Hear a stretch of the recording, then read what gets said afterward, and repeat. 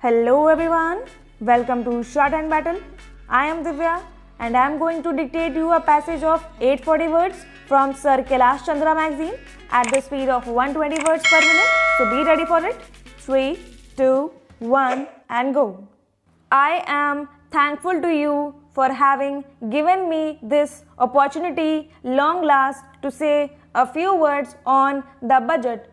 Already much has been said and I think the finance minister has come in for his share of congratulations as well as criticisms. So there is not very much to say, but I should like to say a few words. The increased development expenditure and the absence of any new taxation has earned for the budget a good response even from the businessmen.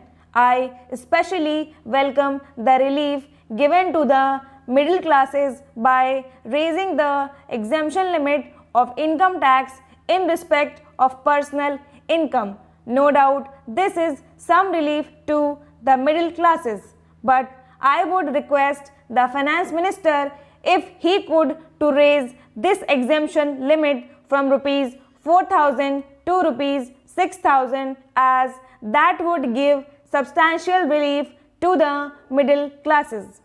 I am indeed glad that the Taxation Inquiry Commission has been appointed with Dr. John Mathai as the chairman, and I am sure that many of the vexed problems may be solved through this commission.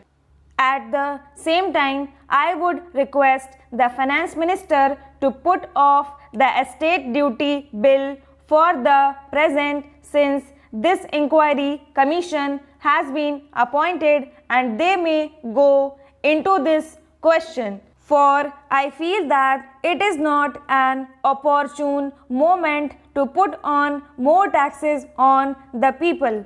Already, as Mr. Gadgil has pointed out, there are so many taxes on the people. The people are overburdened by taxes and they are just trying to recover their stability. So, in regard to estate duty, I would ask him to consider about it.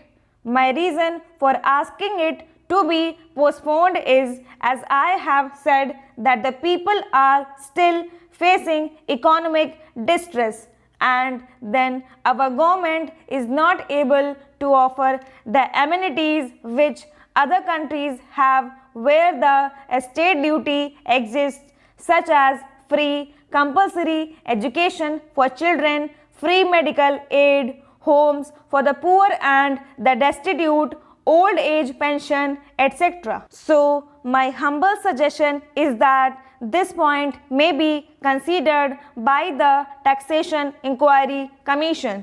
I agree that there is a brighter side of the picture and that instead of continually harping on our poverty, we should also see the bright side. We are making encouraging progress towards laying the foundation of a welfare state. With the cooperation of all and the implementation of the 5-year plan, I am sure, sir, that we should be able to lay the foundations and fulfill the dreams of India. It is indeed encouraging to know from the finance minister that there is a tendency of lowering food prices all over the world, and in that case the prices in our country too would be lowered. Regarding defense, for obvious security reasons, I do not agree with my friends who say that the expenditure should be curtailed. It is not advisable to take any undue risks and slacken the defense arrangements. Indeed, defense is one of our valuable assets, although strange to say, there seems to be adverse opinion in some quarters. I agree with what General Cariappa once said, that God and army are remembered only when there is trouble. The army consists of most disciplined and loyal set of young men. It would not be proper to affect economy in the pay of these brave officers, as it would not be an incentive for the right type of young men to join the army, and it would become ineffective and inefficient. I believe already officers who were drawing rupees 1400 as their pay are now getting only rupees 700 and about rupees 100 as allowance. That is, they are getting about half of what they were getting before. It is very hard for those officers on field duty to establish separate establishments for their families and for their children, and I would specially appeal to the finance minister to see that the family allowances may be resorted to those officers who are on field duty.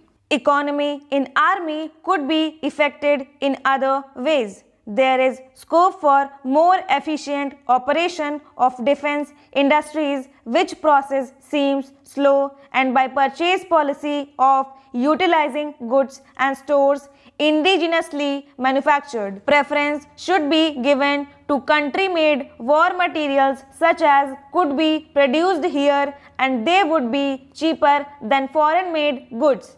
I may also suggest that the armed forces who are not on field service or under any operational commitments could be utilized for giving military training to the youths in schools and colleges, which would teach discipline and loyalty. The university authorities should make military training as part of their compulsory education, just as they have adopted social, domestic and political sciences. The National Cadet Corps is already inculcating military training in some universities such as Bombay and Calcutta. But if military training is made compulsory for our university students, it will go a long way. Stop.